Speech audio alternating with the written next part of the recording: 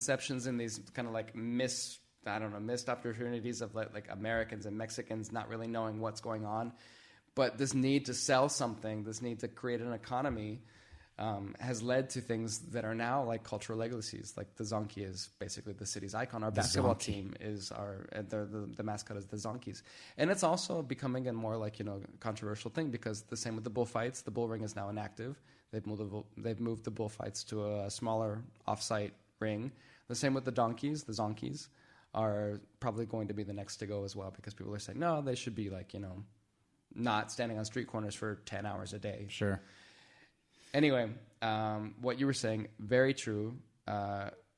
In 2008, Tijuana experienced the highest homicide rate that it had ever seen in its very short history. So the city's very young, 130 years old this year. And in 2008, the reported homicide rate was 850 or something. Locals had never seen anything like that before. And tourists, of course, were terrified, but locals were also just like, this is not normal. This is not new. It's very complicated. It's very complex. But that was actually right when I moved to the city. And so even that first year in the city, we really didn't go out. Like friends, like my Mexican friends. Sure, yeah. We stayed at home. We had house parties.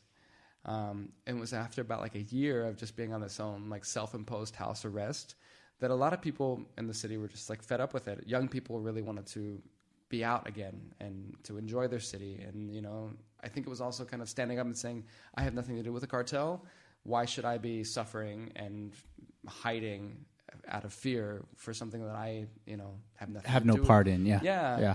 And so locals for the first time, and a lot of young people especially, took to the streets, not literally, but like going back out again. And it was a really wonderful time to be in Tijuana.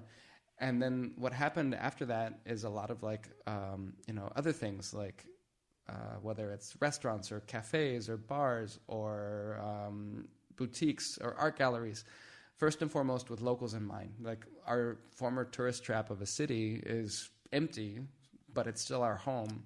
And we live here, so we might as well find some ways to enjoy ourselves. Yeah. And so as a result, like this newfound or this newly defined sense of Tijuana love and Tijuana pride among Tijuanenses, among people who are living in Tijuana or from Tijuana, was all of a sudden all over the place.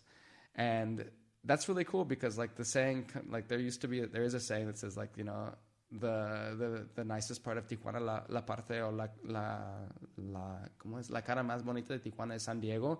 Like the nicest part of Tijuana is San Diego. Tijuana is San Diego. San Diego. I don't remember the exact wording. But now you see T-shirts that locals are wearing that says like la parte más bonita de San Diego es Tijuana. Like they flipped it around, right? And they're totally like owning the fact that they love their city, despite all the complications and despite the situation there with the cartels and with everything. Right? It's a very complicated place. Yeah. We would need a whole day to talk about it all. Okay, well let's circle this back. Yeah. I started it with or referenced the water park. Yes. The water park. You talked about the art scene or the art tours and then hanging out with the graffiti artists. Mm-hmm. There's the gastronomic side of it, and I will say, we talked about this earlier. Again, I'm going to spoil this for anybody that's listening that doesn't know where the Caesar salad came from. For the most part, people think it came from Greece or somewhere related to Caesar the man. And most people are very surprised to find out it came out of Tijuana. See, from Tijuana. So there's a lot of things that are interesting and special about Tijuana. And again, the thing that caught my eye was this water park. What else is there? So the water park is, as you flew over it in a helicopter, which is probably a really cool thing to do, is located in once upon a time would be the east of the city. These days it's the center of the city, the new center. Tijuana has grown so much. When that city was founded in 1889, it was approximately 250 residents.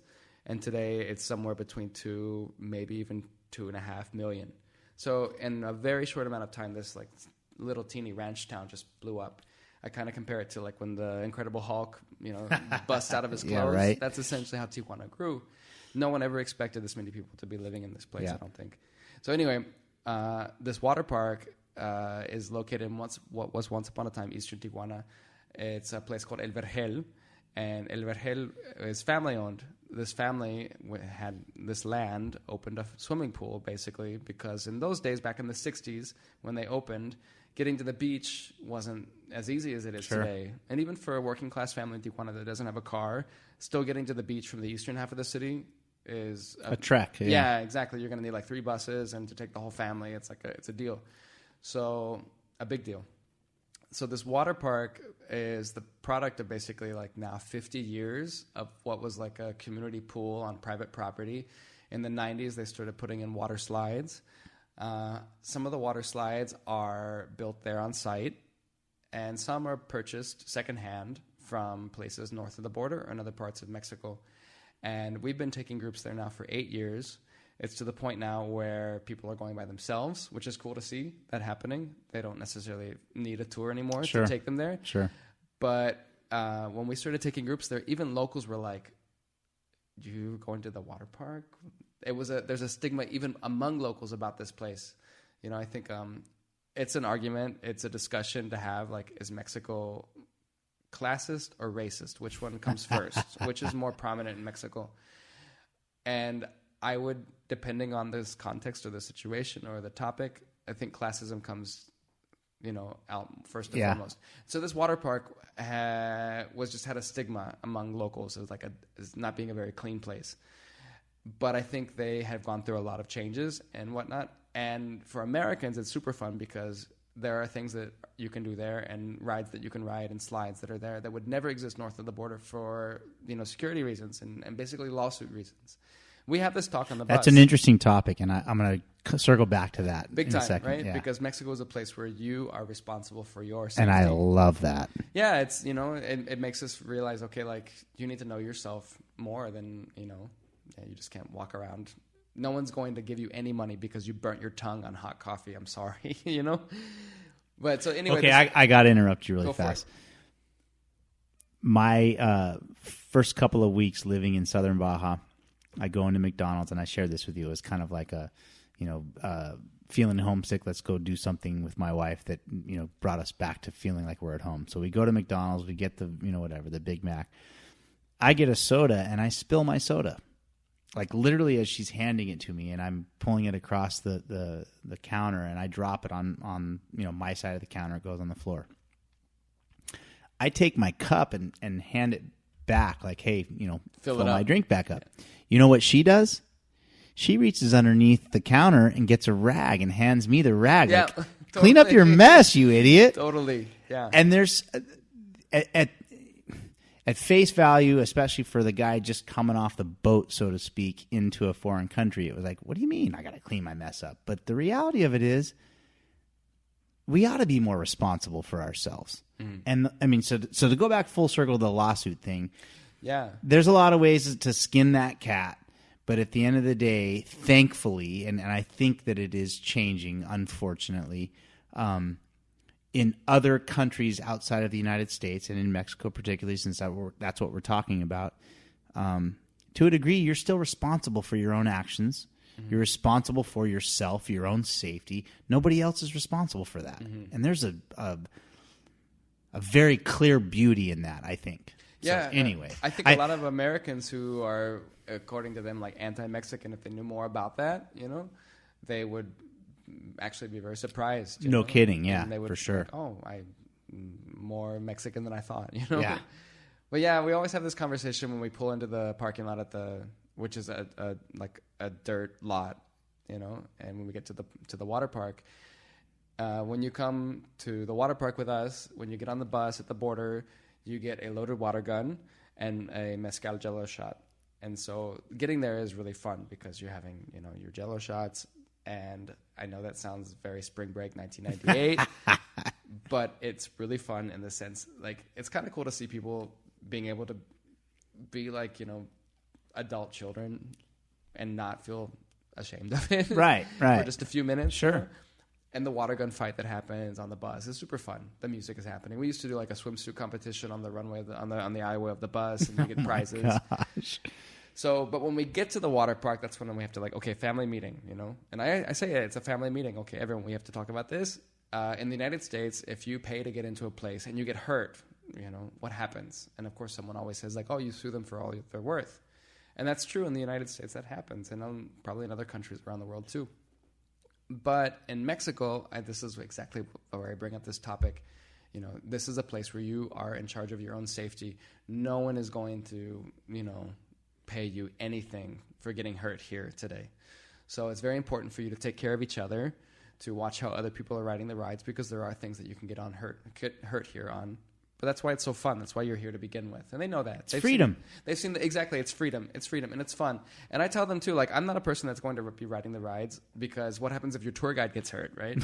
No? So, like, there are rides that I know that I'm not going to get hurt on. So if you want to talk about those, come and find me. And it's a really cool place, just because it is, you know, a slice of life in Tijuana that I think a lot of locals never even live. Sure. And I was even crossing the other day with a private tour. It was a family of 4.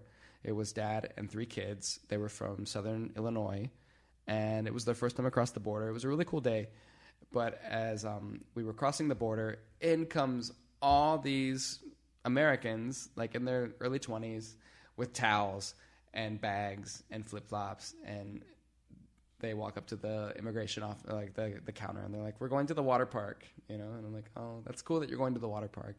10 years ago, nobody knew about the water park, you know? Yeah. So it's really cool to see that it's come full circle and that people are, like, able to go themselves. I just hope they're, like, doing it with respect, and they're taking care of each other, and also taking care of, like, the people that they're meeting. You know? That it's more than just a party, you know? So, yeah. El Vergel. What is it? El Vergel, the name of the water park. Yeah, Virgil. okay. Yeah, Virgil in English. Yeah, Virgil. So listen, I feel, I mean, we could sit here and ramble probably for hours or days. I think we could, yeah, totally. We'd have to go back to the refrigerator and get another beer, because we're both empty. Yeah. I want to thank you for coming out here and meeting with me, and I'm also going to commit to you right now via recording and ultimately on the internet that my wife and son, we are going to sign up for a Turista Libre trip for sure. Yes. I've been curious about the water park ever since I heard you first talk about it, but I'm also curious about all the other aspects of Tijuana that I don't know about.